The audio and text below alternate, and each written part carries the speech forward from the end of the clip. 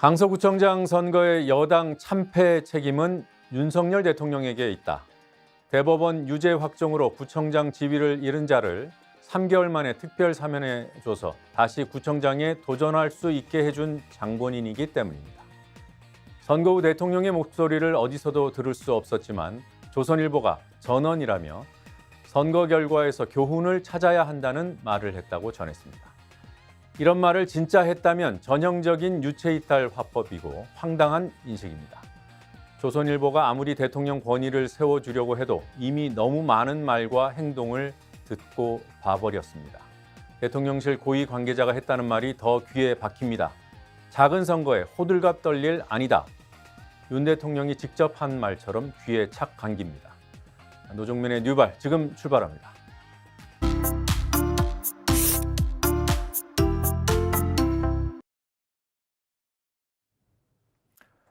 네, 중요한 뉴스들 골라서 여러분들과 함께 밑줄을 그어 보겠습니다. 밑줄 쫙. 오늘 첫 번째 소개해드릴 기사는 동아일보의 칼럼입니다. 횡설수설 칼럼. 기계적인 자료 수집만 한다는 법무부 인사검증단이라는 제목으로 돼 있죠. 짐작하시듯이 김행 후보자 결국 사퇴했고요. 이미 임명된 신원식 국방부 장관 여러 가지 문제들 노출됐고 이런 인사검증 실패에 대한 문제점을 지적하고 있습니다.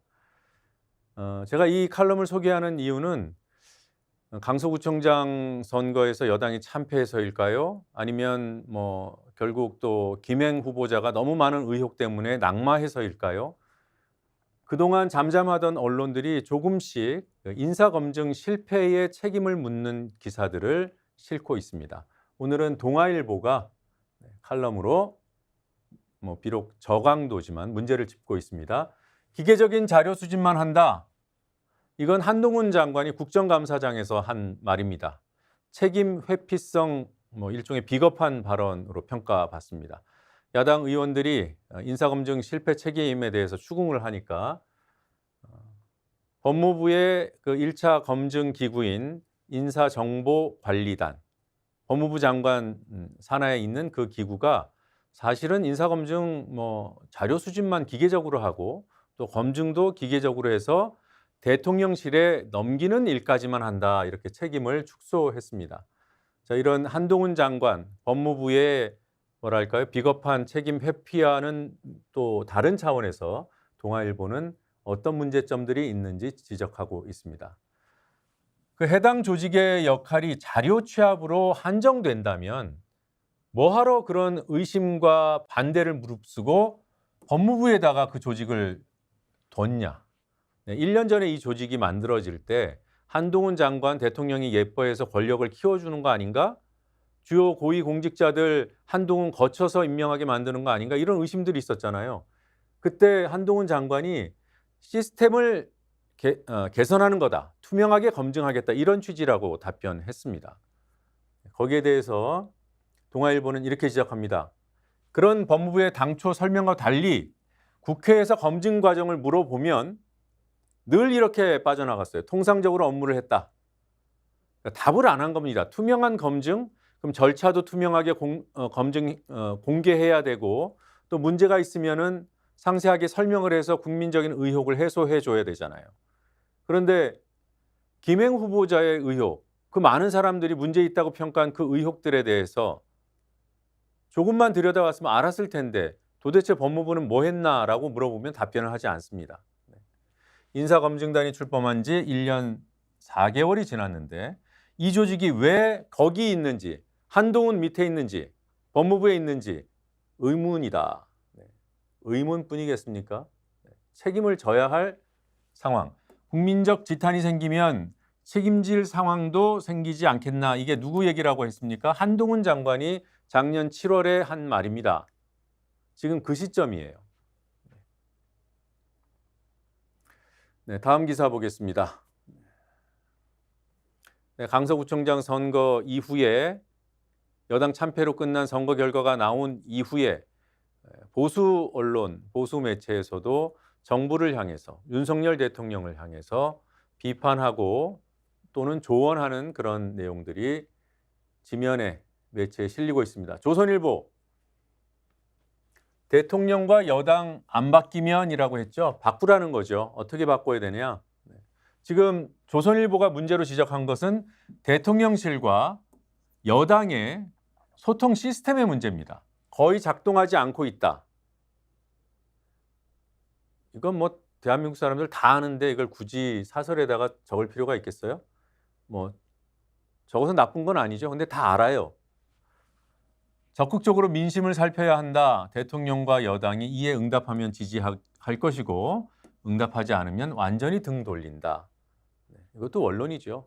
그래도 조선일보도 이 정도는 지금 쓰고 있습니다. 동아일보 사설 보겠습니다. 김행의 하차는 출발점일 뿐 국정 쇄신 제대로 해라. 어떻게? 본인 타심을 성찰부터 하라. 이렇게 주문하고 있습니다. 동아일보 사설 마지막 문단 한번 읽어보겠습니다. 변화와 쇄신은 윤 대통령 자신에게서 나와야 한다. 스스로 인식과 태도부터 바꿔야 한다. 대통령의 책임을 굉장히 직접적으로 짚어내고 있습니다. 1년 넘도록 기자회견을 하지 않은 불통, 곳곳에 네 사람을 심어서 국정을 주도하겠다는 오만, 또 직접 이념 전쟁의 전사로 뛰어드는 독선, 이 독선, 불통, 오만, 이런 표현을 보수신문 사설에서 보게 되는군요. 국정감사가 열리고 있습니다. 야당은 정부의 실책을 지적할 것이고 여당은 설사 그 지적에 의미가 있고 이해가 되고 동의가 되더라도 막는 데 급급하겠죠. 통계 조작 의혹, 최근에 정부 여당과 보수 언론들이 강력하게 밀고 있는 프레임입니다. 문재인 정부에서 통계 조작이 이루어졌다. 지금 통계가 나쁜 것은 이전 정부의 통계가 조작돼서 좋은 것처럼 보였기 때문에 보이는 착시 효과일 뿐이다. 이런 얘기를 하고 싶은 겁니다. 어제 이 문제가 국정감사장에서 다뤄졌습니다. 통계청 책임자들이 국감장에 참석해서 도대체 실무를 했던 사람들은 어떤 입장인지 들어볼 수 있었어요.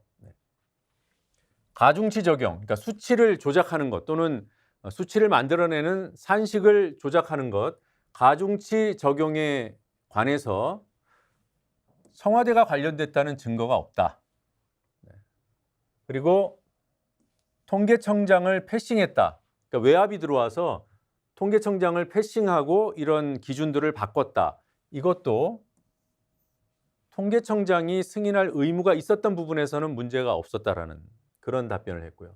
다만 일부 자료가 민간 쪽으로 흘러나갔던 것은 문제가 있다. 이런 기술적인 문제는 어느 정부나 있을 수 있는 것. 물론 잘못된 일이라고 하지만 그래서 전반적으로 볼 때 통계적으로 문제는 없지만 이례적이었다. 이 정도로 설명할 수 있다. 이게 국정감사 내용을 취재한 한국일보의 판단입니다. 통계 조작 있으면은 밝혀내고 비판하고 개선해야 됩니다. 또 책임 물을 게 있으면 물으면 되고. 지금 수사하고 있다는 거 아닙니까? 조사한다는 거잖아요. 그러면 그 결과를 정확하게 확인해서 사실관계가 드러나면 그때 비판해도 늦지 않습니다. 지금 보수 언론들 보면 단정적으로 보도하고 있어요. 어떻게 책임질 수 있는지 의문이 듭니다. 지금 합참에 대한 국정감사장에서 나온 얘기, 9.19 군사합의 무력화 시도, 경향신문의 제목인데 어제 합참 국감장은 이런 분위기였습니다. 출석한 합참 의장이 9.19 남북 군사합의에 따른 비행 금지구역 설정 탓에 북한을 제대로 감시 정찰하지 못한다. 전방에서 정찰 드론을 띄울 수 없다. 이런 얘기를 했습니다. 하마스가 이스라엘을 공격하는 걸 봤더니 북한이 장사정포를 쏘면은 더 큰일 나겠다. 그럼 미리 장사정포의 움직임을 포착을 해야 되는데 그러려면 정찰 드론을 띄워야 한다. 그런데 뭐가 발목을 잡냐? 9.19 군사합의 때문에 못 띄운다. 큰일 났다. 폐기해야 된다. 이 얘기를 합참의장이 했고 여당이 했고 국방부 장관이 했습니다. 그런데요. 야당 의원들의 설명을 들어보면 의문이 생겨요. 들어보십시오. 야당 의원들은 최전방 부대 무인기 말고도 못 띄운다는 그 최전방의 무인기들 말고도 고고도 무인 정찰기, 더 성능이 좋고 더 높이 띄우는 글로벌 호크가 있다. 또 금강 정찰기, 백두 정찰기가 있다. 이 금강은 금강산 2부까지 본다는 거고요. 백두는 백두산까지 본다는 그런 뜻으로 이름이 붙여졌다고 합니다. 글로벌 호크, 금강 백두 같은 정찰기를 우리 군이 보유하고 있기 때문에 비행 금지 구역 외곽에서도 북한을 정찰하는 데 문제가 없다. 충분하다. 대장 출신인 민주당 김병주 의원 이렇게 얘기합니다. 9.19 합의로 우리뿐만 아니라 북한의 감시 정찰 능력도 제한받는데 당연하죠. 남북이 공히 비행금지 구역을 설정한 거니까요. 그런데 우리는 앞서 얘기한 그런 장비들 때문에 여전히 북한을 다 들여다볼 수 있지만 북한은 아예 깜깜이가 됐다. 이건 무슨 얘기입니까? 이 말이 맞다면 9.19 남북 군사 합의는 우리한테 유리한 거죠. 적어도 이 부분에 있어서만큼은. 그리고 어제 말씀드린 대로 다른 나라 전쟁하는 걸 봤으면은 평화 장치를 더 강화해서 전쟁 충돌 이런 가능성을 막는 쪽으로 고민해야 되는 것이 정상적인 접근 아닙니까? 그나마 있는 안전판까지도 없애버리겠다라는 거는 전쟁하겠다는 뜻인지 되묻지 않을 수가 없어요. 어제 그 국정감사장에서 나온 대장 출신 김병주 의원의 얘기 한번 들어보시겠습니다.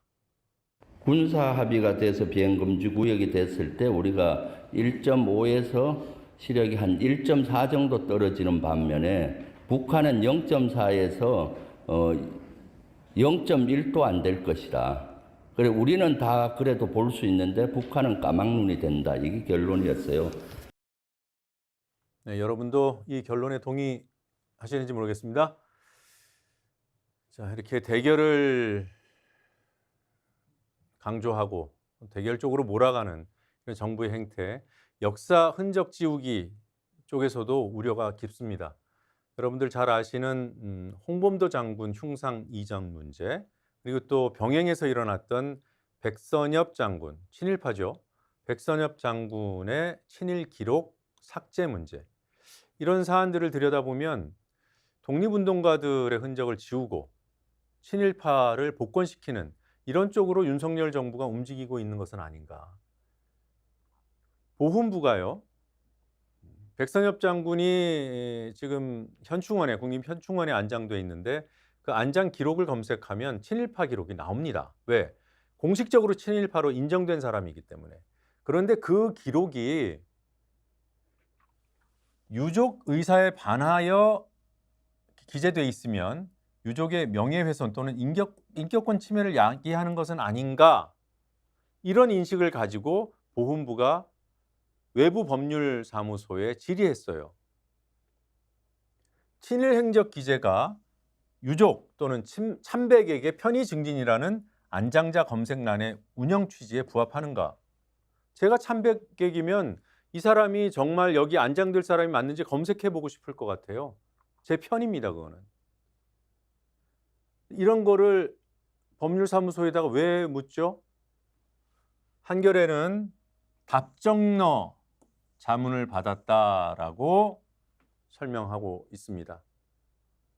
친일 기록 삭제하는 명분을 찾기 위해서 억지로 자문을 하고 답을 이끌어냈다는 거죠.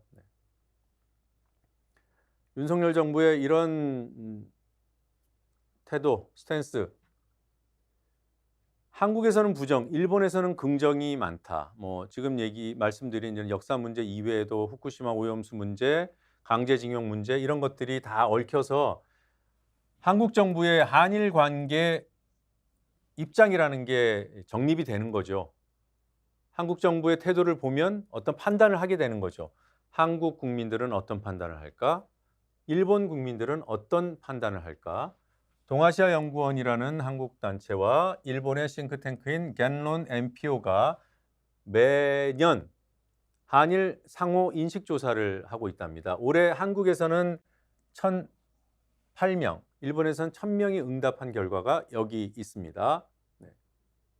한국에서는 윤석열 정부의 한일 관계에 대해서 좋게 평가한 건 21%가 좀 안 되고요. 일본에서는 35% 가까운 지지를 받았습니다. 당연한 결과입니다. 네, 어제 한국도로공사에 대한 국정감사도 진행됐습니다. 네, 이 도로공사 양평고속도로와 연관이 있다면 있을 수 있는 사안이 하나 불거졌는데요. 지도부터 보시겠습니다.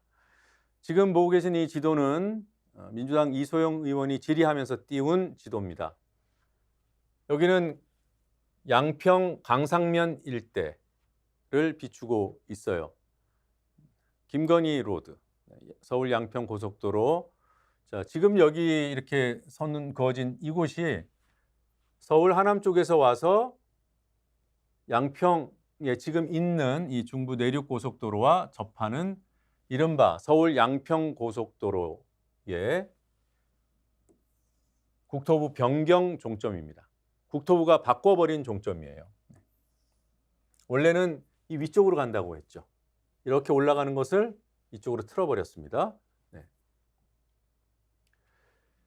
종점을 이쪽으로 틀어버리면 여기 그리고 양평 읍내 여기 있는, 그리고 최은순 씨, 김건희 여사의 모친 최은순 씨가 담보로 잡고 있는 땅, 이런 것들이 다 널려 있기 때문에 특혜 의혹이 일었다고 했잖아요. 하나가 더 발견됐습니다. 제가 이곳에 살거든요. 저희 집은 한 이쯤이 있습니다. 그래서 제가 차를 가지고 출근할 때 늘 이렇게 해서 서울로 옵니다. 매일 지나다니는 이 남양평 인터체인지, 이곳에 지금 휴게소 하나가 건립되고 있어요. 오늘도 이 앞으로 지나왔습니다. 거의 다 지었어요. 몇 년째 공사를 했고요. 몇 년 동안 공터로 있다가 한 1년 전부터 공사를 해서 지금은 건물이 거의 다 섰습니다. 여기가 남한강 휴게소인데요. 만약에 서울 양평 고속도로 종점이 이쪽으로 만들어지면 차량들이 이렇게 빠져나갈 겁니다. 여기 안 그래도 여기 중부 내륙 고속도로가 있기 때문에 여기 휴게소에 많은 사람들이 이용할 수 있을 것이다. 네. 남한강 휴게소. 이 얘기를 왜 이렇게 길게 드리냐면, 도로공사가 휴게소는 다 소유하고 있어요. 고속도로 휴게소는. 그리고 그 고속도로 휴게소를 짓는 방식이 두 가지가 있습니다. 하나는 도로공사의 돈으로 지어서 임대하는 방법이 있고요. 아니면 아예 처음부터 너희들이 와서 지어라고 100% 민자로 짓는 경우가 있답니다. 이 두 가지밖에 없어요. 대부분이 도로공사에서 다 지어요. 도로공사가 100% 짓는 비율이 한 90% 정도 된답니다. 나머지 10%만 민간이 100% 들어와요. 그러니까 민간 참여 자체가 굉장히 제한적인 것이 고속도로 휴게소예요. 그런데 특이한 방식의 고속도로 휴게소 운영권이 한 업체에 넘어갔습니다. 그것도 최근에. 도로공사가 이미 85%를 다 지었어요. 제가 아까 말씀드린 대로 보니까 거의 다 지었더라고요. 이제 15%만 돈이 더 들어가면 되는데, 이 상태에서 특정 업체한테 운영권을 넘겨버렸어요. 아까 도로공사가 다 지어서 임대를 맡기는 경우가 있다고 했죠. 이럴 때는 보통 5년이고 최대 10년까지 운영할 수 있게 해줍니다. 도로공사가 지어서 맡기는 거고요. 민간이 들어오면 민간이 투자를 많이 했기 때문에 100% 했기 때문에 25년 운영을 보장해 준답니다. 그런데 새로운 방식, 도로공사가 85% 거의 다 넣었죠, 돈을. 근데 100%는 아니에요. 민간은 15%만 넣으면 돼요. 최대 10년이라고 합시다. 이 사이 어디? 그래서 15년을 보장해 준 모양이에요. 이 업체 입장에서는 15%만 투자하고 15년을 보장받는, 이거 특혜 아닙니까? 그런데 이 200개가 넘는 전국의 고속도로 휴게소 가운데 유일하게 이 방식으로 운영권을 갖게 된 이 업체가 누구냐? 업체 대표는 윤석열 대통령과 대학 동문. 그래서 이 업체가 윤석열 테마주로 굉장히 유명한 업체입니다. 2021년 윤석열 대통령 출마 이 얘기가 나오니까 폭등을 했던 윤석열 테마주 업체예요. 뭐 윤 대통령 대학 동문이라고 해서 친한 사이인지는 그건 알 수 없습니다. 그거는 이제 확인을 해봐야 되겠죠. 근데 좀 이상하지 않아요? 하필 김건희 로드가 끝나는 곳에 인접해 있는 휴게소가 전국 200여 개 휴게소 가운데 유일하게 특이한 방식으로 운영권을 넘겼다. 그래서 이 사안을 질의한 민주당 이소영 의원은 왜 이렇게 양평 강상면 병산리에서만 이상한 일들이 일어나냐고 따져 묻습니다. 어제 국정감사 상황 직접 확인해 보시겠습니다. 그 중부내륙고속도로 남양평 IC 바로 근처에 남한강 휴게소가 만들어지고 있더라고요. 변경된 강상면 종점에서 1km 정도 거리에. 근데 이 남한강 휴게소는요. 도공이 229억 원을 들여서 건물을 다 지어놓은 상태였어요. 근데 사장님 취임하시고 나서 올해 갑자기 뒤늦게 민자로 전환을 합니다. 그리고 운영 기간은 15년을 보장을 해줍니다. 15% 투자한 민간 사업자한테 15년을 보장해준다. 이거 누가 보더라도 이 사업자한테 특혜주는 거 아니야? 이런 생각이 들 수밖에 없을 텐데요. 229억 원 들인 휴게소를 사후에 민자 전환한 사례는 이 휴게소가 유일하고요. 이 휴게소는 윤석열 테마주로 주가가 급등한 건데 우연이라고 하기에는 너무 공교롭지 않습니까? 이 휴게소 병산리에 있거든요. 왜 양평군 강상면 병산리에만 이렇게 예외가 많습니까? 네, 이 도로공사 사장은 모르는 일이다. 그 윤석열 테마주였는지도 몰랐다고 합니다. 김거리 로드 근처 종점 근처에 김건희 여사 일가 땅이 있는 줄 몰랐다고 한 원희룡 장관의 답변이 생각이 납니다. 지금 보고 계신 이 기사들, 지금 방통위와 방심위가 가짜뉴스 때려잡겠다고 시쳇말로 열일하고 있는데요. 그제 지난 10일 국정감사장에서 있었던 일을 좀 설명드리려고 합니다. 자, 그 이전에 이미 설명드린 대로 방송통신심의위원회라는 곳 방심위가 기존에는 인터넷 언론에 대해서는 심의 권한 자체가 없다고 그렇게 고지해 왔어요. 지금까지 계속 그렇게 해왔습니다. 본인들의 업무 영역은 그것이라고 스스로 규정을 했고요. 당연히 법에 따라서 그런 규정을 한 것이고.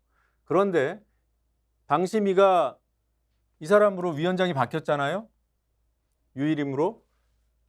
안 된다던 인터넷 언론사 심의가 가능한 것으로 뒤집혀 버렸는데 처음에 이 유희림이라는 위원장이 이 방심위 내부 법무팀에 법률 검토를 하라고 했을 때 안 된다고 했습니다. 이건 심의 대상이 아니다. 그랬는데 그러고 며칠 뒤에 바로 법무팀장 날리고요. 지휘 라인들 다 물갈이 해버렸어요. 그리고 나서 며칠 뒤, 그러니까 처음 나온 법무팀 입장과 그 다음 나온 가능하다고 나온 입장 사이에 일주일밖에 차이가 안 납니다. 이거는 인터넷 언론 심의할 수 없습니다. 법무팀장 잘라. 그랬더니 가능합니다. 이렇게 된 거예요. 간단히 말씀드리면. 네.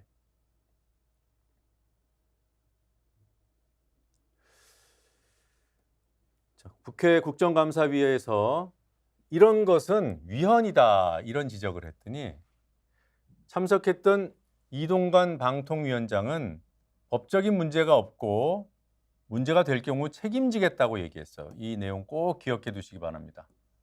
이동관 방통위원장 책임지겠다고 했습니다. 자, 요 얘기 기억하시고요.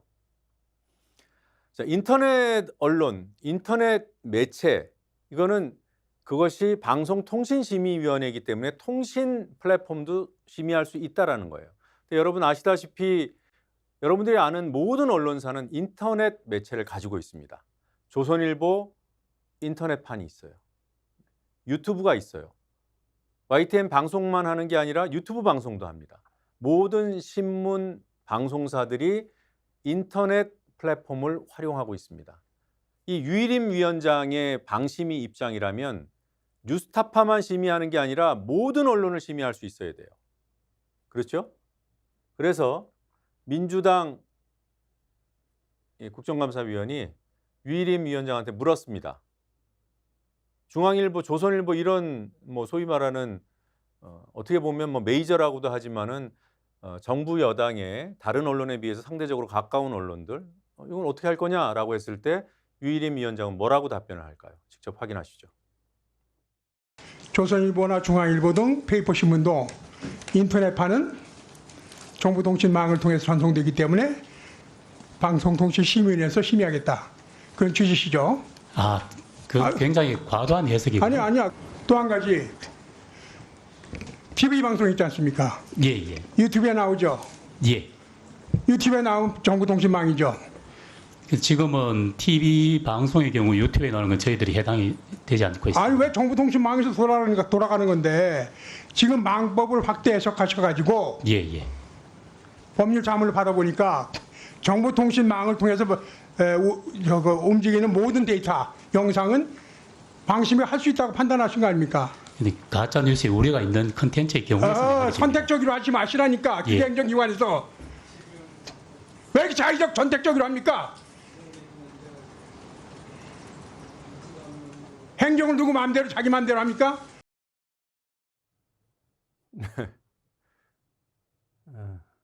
대화가 잘 안 될 겁니다.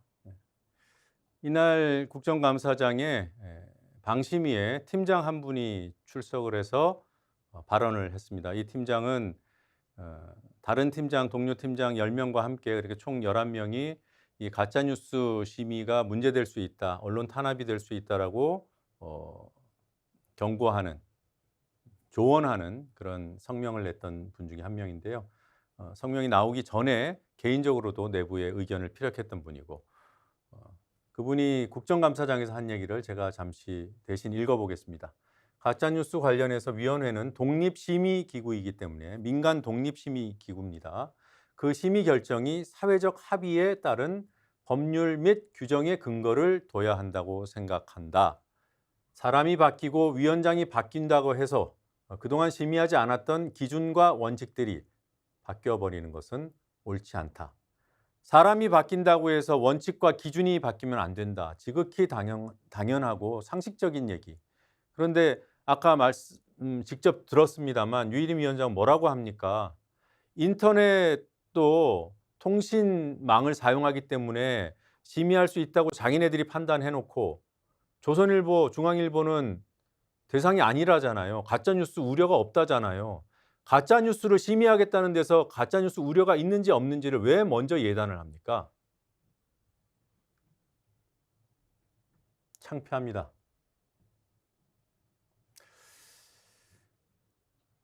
이런 가짜뉴스를 내세운 미명하에 이렇게 언론 탄압을 하려는 이런 시도들 축이 있어요. 자, 이동관 방통위원장, 네.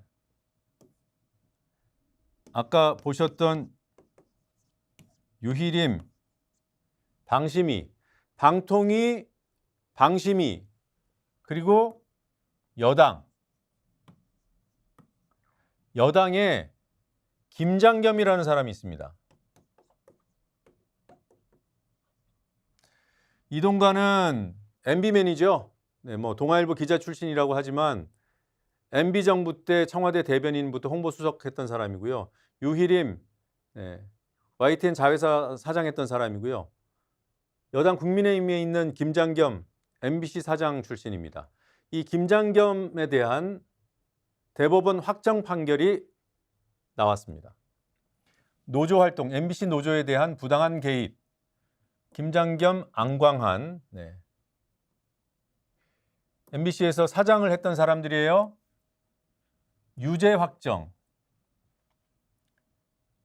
이 김장겸은 누구냐? 현재 국민의힘에서 가짜뉴스 괴담 방지 특별위원회 위원장으로 활동하고 있는 정치인입니다. 김장겸 전 사장 특위위원장은 국민의힘에서 포털 TF 위원장도 겸하고 있어요. 대법원에서 확정 판결을 내면서 원심 판결에 법리 오해 등 잘못이 없다고 했습니다. 그러면 판결문 내용은 1, 2심을 봐야 되겠죠. 1심 판결문, 궁극적으로 이 노조에 대한 개입은 국민들에게 부정적인 영향을 미친다. 언론이기 때문에, 언론 종사자를 탄압한 것이기 때문에 그 피해가 국민들에게 미친다고 했습니다.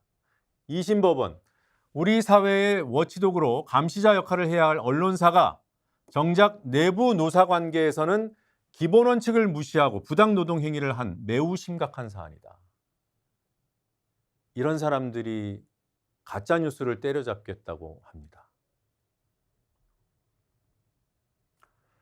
특활비 얘기 어제 말씀드렸죠. 네, 국정감사장에서 검찰이 대법원 판결 때문에 마지못해 제출한 특활비 영수증 먹칠이 돼 있었는데 불을 비춰보니까 글자가 드러났습니다. 어제 설명드린 그 특활비 영수증은 인천검찰청에서 만들어진 거고 거기에 국정감사 직원 격려, 국정감사 참석 직원 격려 이렇게 돼 있었죠.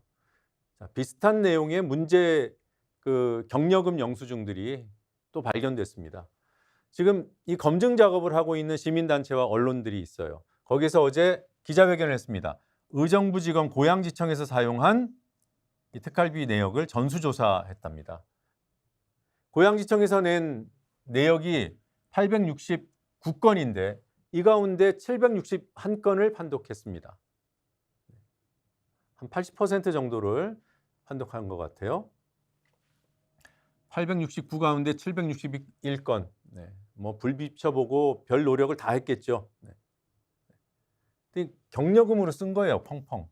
격려금으로 쓰면 안 된다는 것이 지침 위반이라는 것이 야당의 판단이고 이 시민단체와 언론들의 판단입니다. 네. 어떻게 해야 됩니까? 이대로 둬야 됩니까? 한동훈 법무부 장관 확인해 보겠다고는 했어요. 누구한테 맡깁니까? 국정조사, 특검 외에 규명할 방법이 없다. 한겨레 신문 사설의 결론입니다. 재정적자, 이 세수펑크에 의한 재정적자 66조. 8월까지의 나라 빚, 올해 나라 빚이 1,100조를 돌파했다. 이게 역대 최대 규모의 세수펑크가 이미 보도된 바 있고요. 기획재정부가 내놓은 월간 재정 동향에 따르면 이렇다는 겁니다. 국가채무 전년 말 대비해서 그러니까 올해 들어와서 8개월 동안 76조 5천억 원이 늘어나서 사상 처음으로 1,100조 원을 돌파했습니다. 네, 오늘 중요한 뉴스들 여러분들과 함께 밑줄 그어보는 거 여기까지 하겠습니다.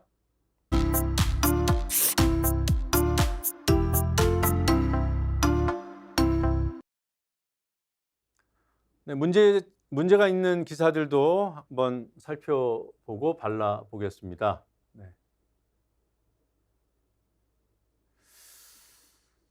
지금 최근 며칠 사이에 부쩍 늘어나고 있는 기사량이 늘어나고 있는 이슈입니다.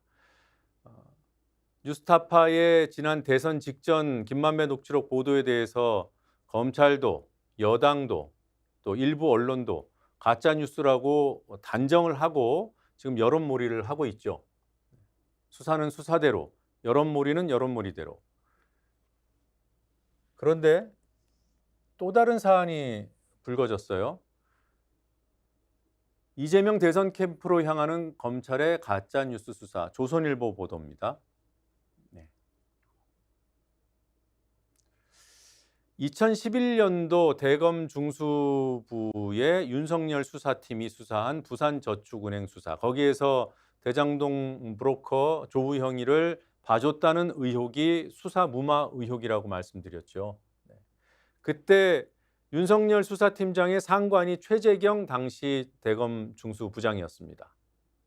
그 최재경 중수부장이 등장하는 녹취록을 보도한 적이 있어요. 한 인터넷 매체가 지난 대선 직전 뉴스타파 보도가 나오기 전에 보도가 된 적이 있습니다. 최재경도 윤석열이 그 당시 윤석열 수사팀장이 조우영을 봐준 것처럼 말하는 그러한 내용으로 돼 있는 녹취록이 보도된 바 있습니다. 그런데 그 보도를 한 기자 또 그 보도가 이루어진 과정에서 뭔가 연루됐다고 검찰이 의심하는 국회의원 보좌관까지 민주당 국회의원 보좌관까지 압수수색이 이루어졌는데 그 압수수색 영장에 보좌관과 김 의원, 김병욱 의원이에요. 민주당 그 김병욱 의원과 보좌관인 최모 씨 이 사이의 그 만남, 거기에 조우영의 사촌 형이라고 하는 이모 씨까지 등장하는 이 만남에서 어떤 대화가 오갔는지 압수수색 영장에 이렇게 되어 있습니다. 김병욱 의원이 이 씨에게, 그러니까 그 조우영의 사촌 형에게 제가 후보에게 이재명 후보에게 정리 싹 해서 한번 만들어 볼게요. 거대한 구압과의 싸움 케이스 뭐 이런 얘기를 했다고 조선일보가 보도합니다. 또 그 최 보좌관도 국힘 사람들이 다 10년 동안 동안 해먹은 거다. 다 해먹은 거다. 이런 그림을 만들면 성공이야. 이런 말도 했다고 적시했다고 합니다. 그러면서 대선 가짜뉴스라고 단정을 했고요. 당은 몰랐냐고 묻습니다. 보좌관이 가담한 건 이미 사실이고 당은 몰랐어? 이재명 후보는 당시에 몰랐어? 이렇게 얘기하는 거죠. 새로 밝혀진, 새로라고 쓰는 거는 뉴스타파 사안과 또 다르게 최재경 발언은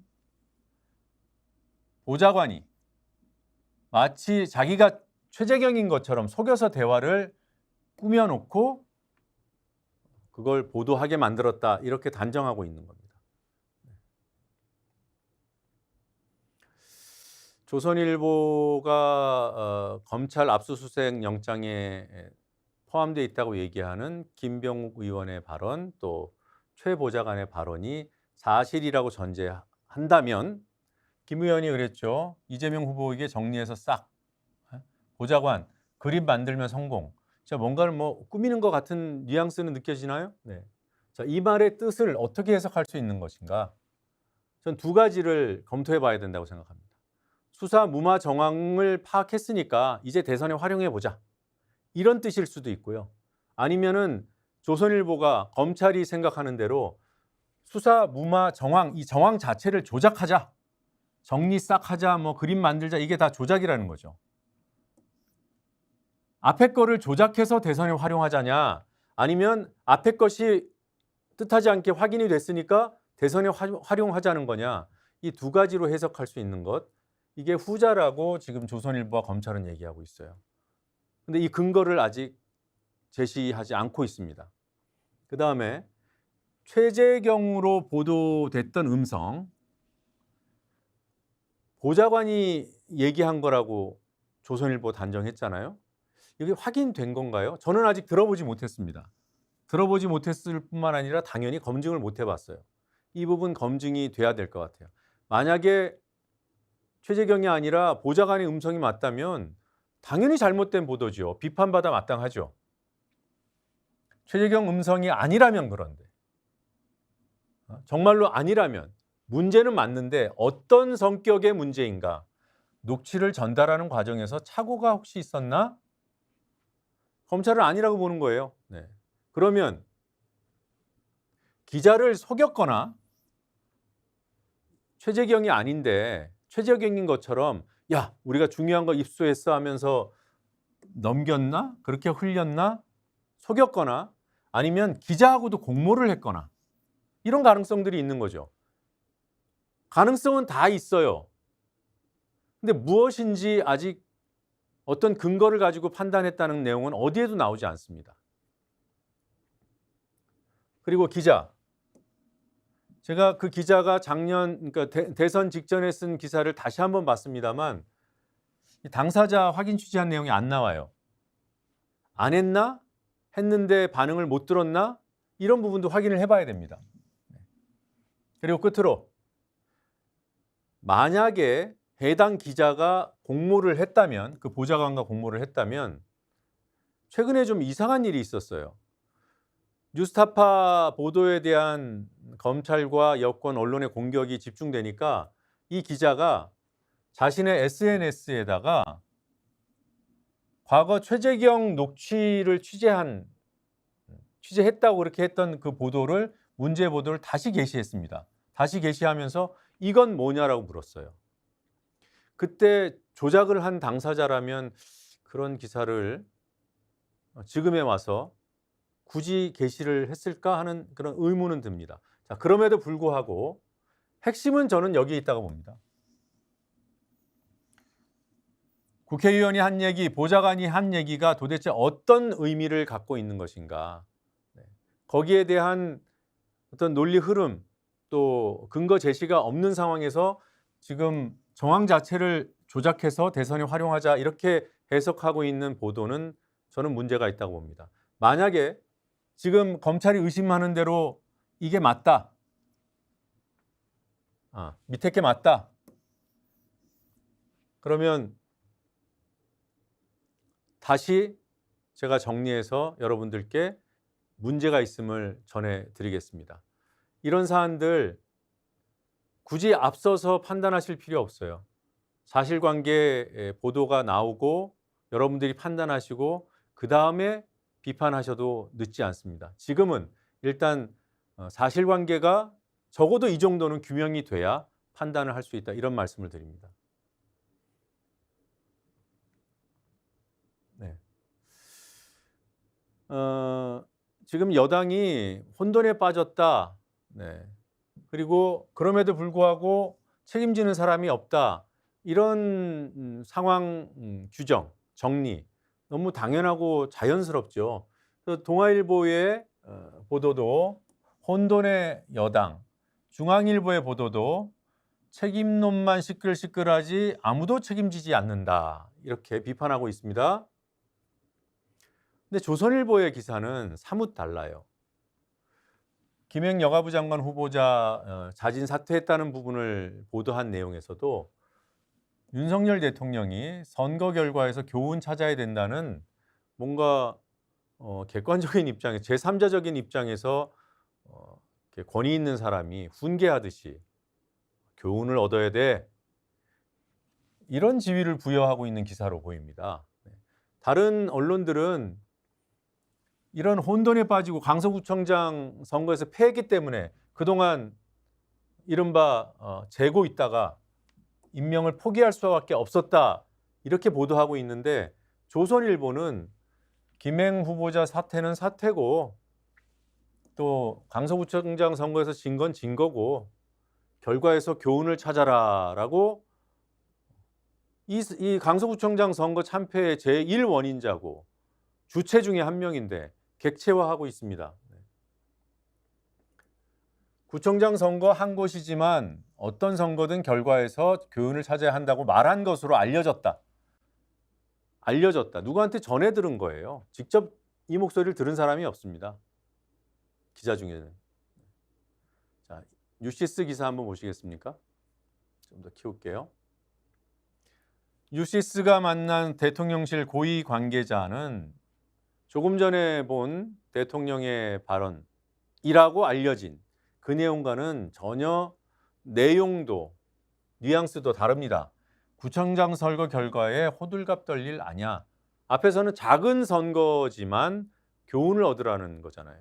이거는 그거 아무것도 아니야, 호들갑 떨지 마. 네. 어느 쪽이 맞을까요?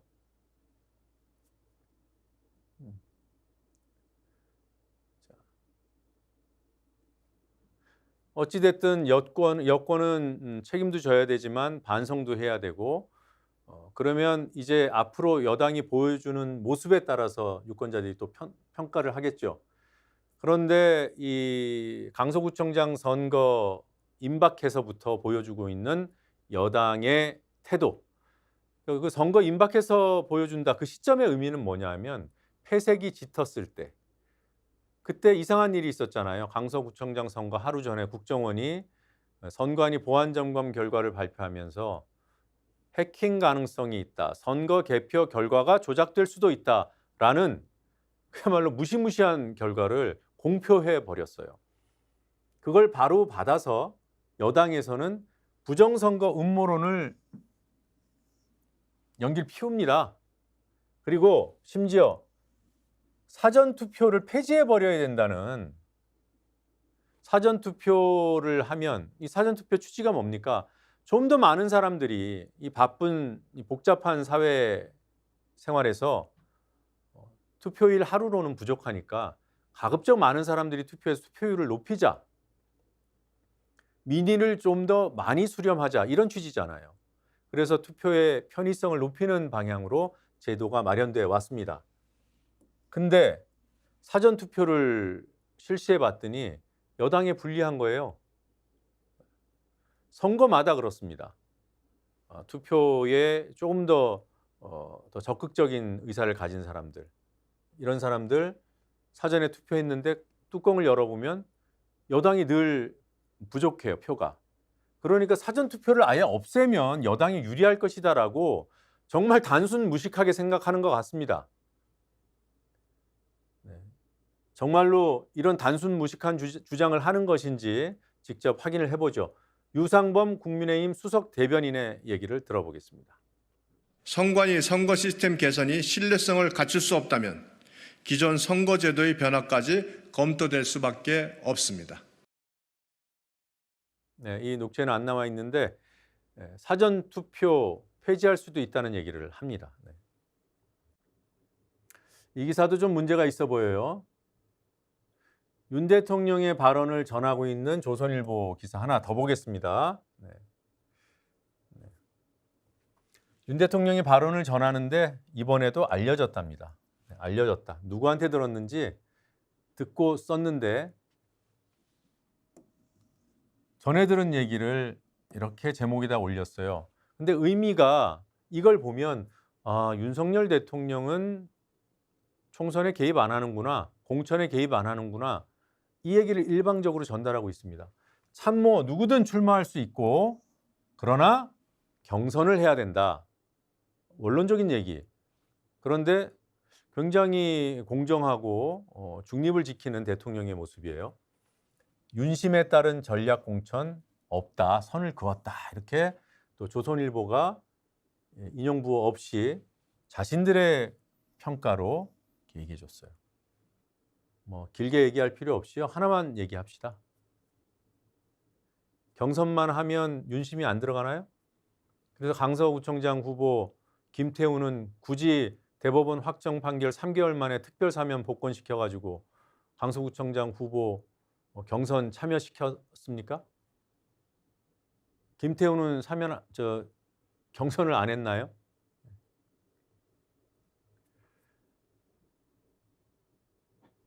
여러분, RE100, RE 재활용 에너지를 100% 써야 된다. 이게 이제 RE100이잖아요. 이게 이제 국제 표준화되고 있습니다. 이 주요 선진국이 RE100을 만족한 기업의 제품, 그러니까 재생 에너지 100%로 만들어진 물건이 아니면 수입해 올 때 관세를 부과하겠다. 이른바 탄소 장벽을 세우겠다.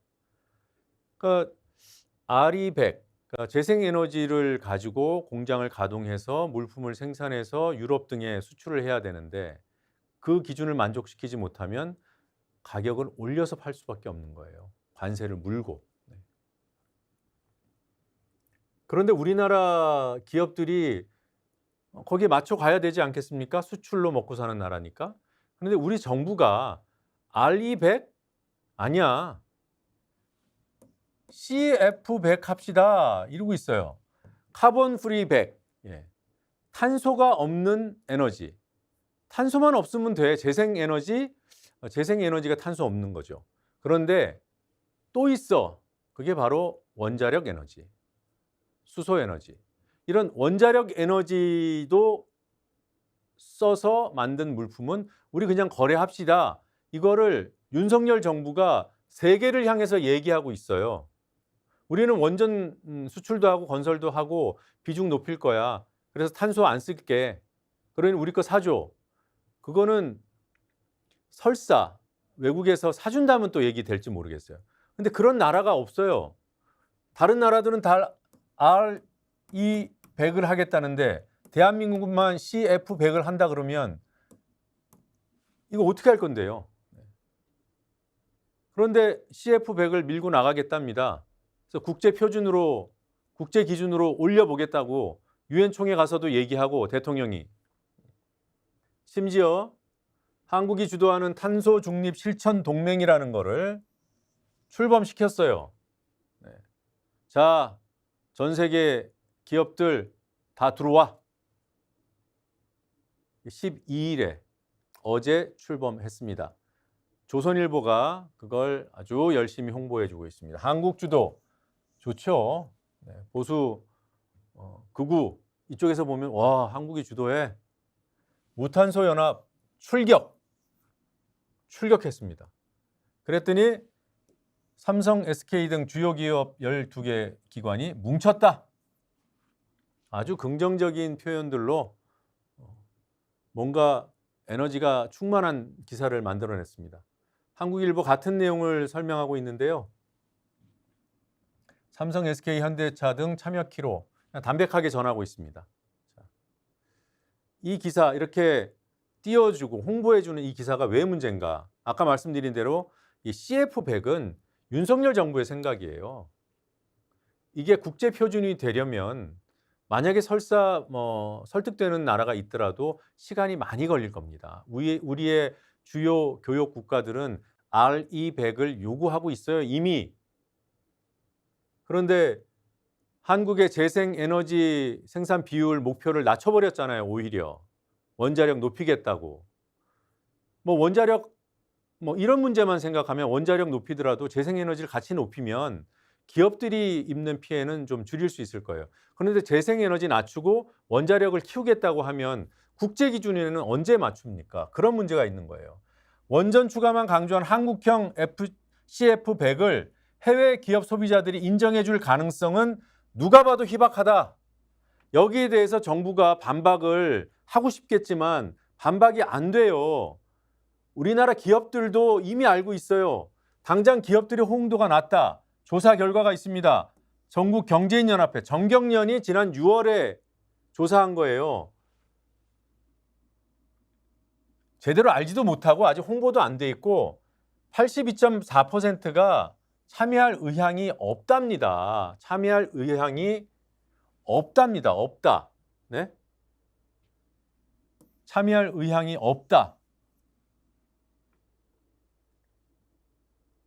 그런데 이 기업들이 뭉쳤네요.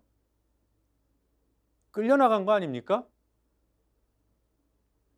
이런 일들이 있으니까 대통령이 공산 전체주의라고 얘기했는데 사람들이 용산 전체주의라고 비웃는 겁니다.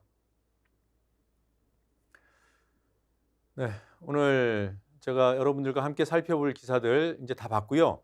이제 중요한 시간입니다. 여러분과 함께 제가 전달을 잘 했는지, 여러분들 이해 잘 하셨는지 간단한 쪽지 시험 풀고 그리고 여러분들께 선물도 드리는 시간 갖겠습니다. 잠시만 있다가 뵙겠습니다.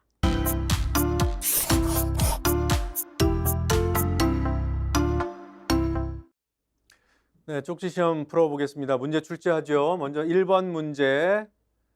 여당과 국방부는 9.19 남북 군사합의에 따른 비행금지구역 설정으로 우리 군의 대북 정찰 감시에 제약이 커졌다며 9.19 합의를 조기에 폐기해야 한다는 입장이다. 여당과 국방부 9.19 없애자.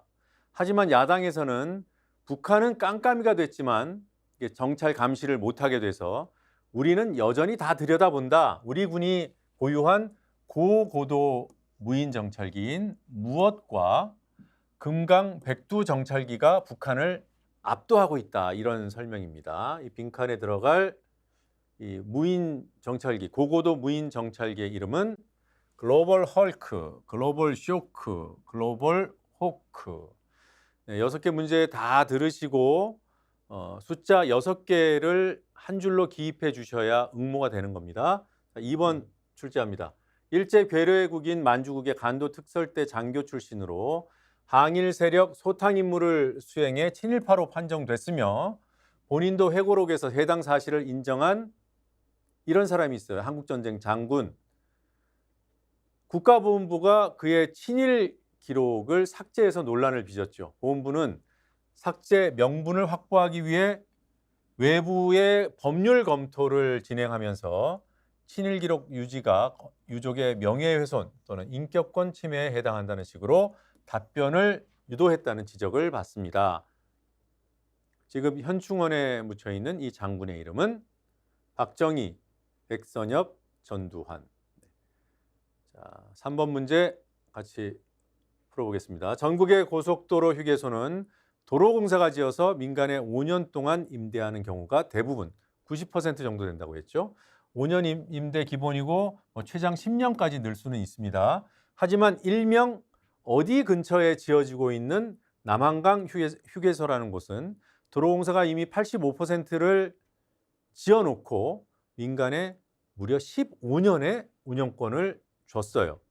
이 운영권을 갖게 된 업체는 그 업체 대표가 윤석열 대통령 대학 동문이고 또 그래서인지 윤석열 테마주로 주가가 급등했던 곳이기도 합니다. 자, 일명 어느 고속도로, 어느 로드 근처에 남한강 휴게소가 지어지고 있을까요? 김건희 로드, 김행 로드, 천공 로드. 자, 4번, 5번, 6번 문제 한꺼번에 보시고 미리 풀어서 넣으셔도 됩니다. 이제 문제 다 보셨으니까 하나하나 읽어보죠. 4번 문제. MBC 사장으로 재임할 때 노조 활동에 부당하게 개입한 혐의로 기소됐다가 대법원에서 징역 8개월에 집행유예 2년형이 확정된 사람으로 현재 국민의힘 가짜뉴스 괴담방지 특위위원장, 포털 TF 위원장도 겸하고 있는 이 사람은 김재철이다, 김장겸이다, 안광환이다. 기획재정부에 따르면 8월 기준 국가채무, 대한민국 국가채무는 1년 전에 비해 76조 5천억 원이 늘어서 사상 최초로 이 금액을 돌파했습니다. 110조, 770조, 1100조. 기획재정부 통계가 이렇습니다. 기업이 사용하는 전력의 100%를 재생에너지로 충당하자는 RE100 대신에 탄소 배출만 안 되면 된다는 개념으로 원자력을 중요 에너지원으로 쓰자는 윤석열 정부의 제안 무엇일까요? CF100, R200, 코바나 100. 네, 문제 6개 다 드렸습니다.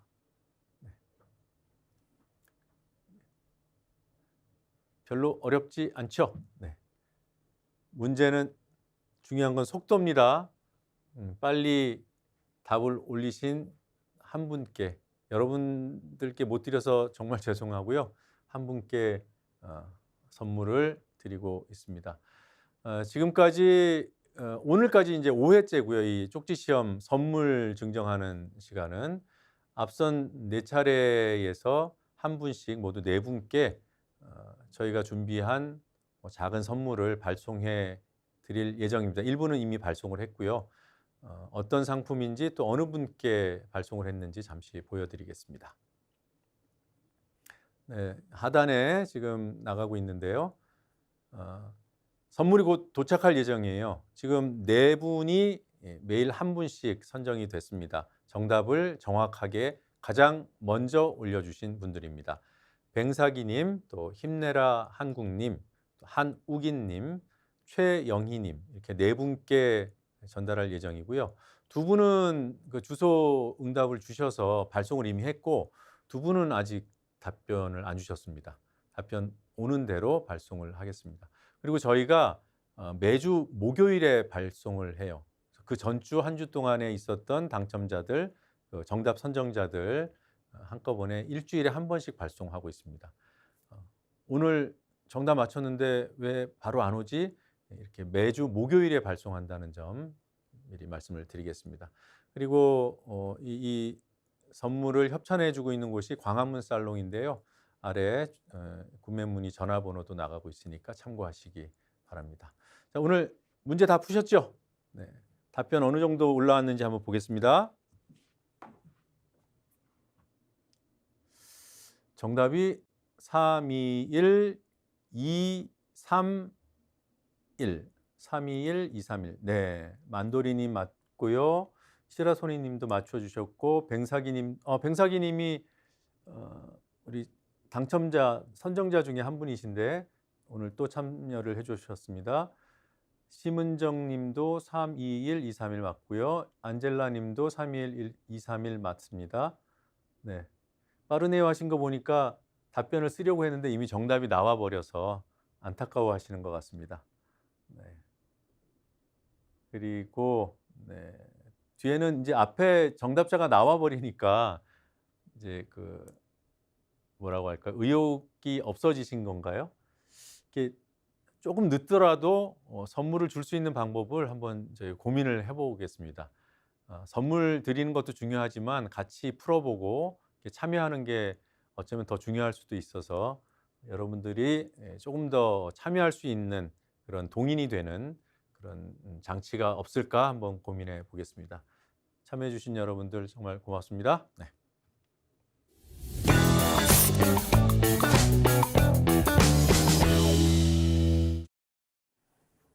네, SNS 통신문 발송하겠습니다. 여러분들 거리 다녀보면 현수막들 참 많지 않습니까? 물론 최근에 추석이 있어서 추석 인사하는 여러 현수막들 많고, 제가 살고 있는 양평에는요, 현수막이 이루 말할 수 없습니다. 이 양평 고속도로 문제 때문에 누가 그렇게 들쑤셔 놨는지, 예타 통과하고 양평으로 고속도로가 뚫리게 됐다는 그 소식이 전해졌을 때 그야말로 양평 국민 전체가 사실상 한 목소리로 축하하고 서로 축하하고 격려하고 그런 분위기였고 그런 현수막 일색이었는데 지금은 다 날이 서 있습니다. 현수막들만 보면 바로 싸움이 날 것 같아요. 누가 이렇게 만들었습니까? 그 현수막을 말씀드리려는 건 아니고요. 현수막들 중 대부분이 정당에서 붙인 현수막입니다. 이게 일반인들이 붙이는 현수막은 승인을, 허가를 사전에 받아야 돼요. 정해진 곳에 정해진 기간 동안만. 그래서 붙이기가 쉽지 않습니다. 그런데 정당의 현수막은 제약이 없어요. 승인 대상이 사전 허가 대상이 아닙니다. 왜? 지난해 12월에 여야가 정당 현수막은 허가 없이 달 수 있도록 법을 바꿔버렸습니다. 총선이 내년 4월이죠. 그러니까 총선 한 1년 반 정도 남겨놓고 이미 기득권을 가진 사람들이 뭔가 사실상의 선거운동, 알리는 일을 하고 싶은 거죠. 그래서 요즘 붙는 현수막들 보세요. 여야 할 것 없이 다 자기 사진들 박아놨습니다. 알리는 거예요. 유권자는 당연히 그러다 보니까 차별을 받죠. 이 차별과 관련된 칼럼이 한국일보에 실렸습니다. 송혜이와 정치인의 현수막. 실종자 송혜이 씨를 찾는 현수막이 걸렸다가 사라졌다. 이 송혜이 씨는 실종 9,000일이 넘었는데 아직도 돌아오지 않아서 안타까운 마음을 갖는 분들이 많습니다. 실종된 송혜이 씨를 좀 찾아주세요. 이 현수막 붙였다가 철거되고 정당 현수막에 가리고 이런 문제들을 짚어주고 있습니다. 다수의 시민이 피와 땀으로 일군 정치적 자유의 과실을 소수 정치인들이 독차지하고 있다고 이 필자는 질타하고 있습니다. 이 부분에 대해서 항변할 수 있는 국회의원 있습니까? 추석 때 말도 못했죠. 100m 안에 22개, 마포 쪽에 그랬답니다. 덕지.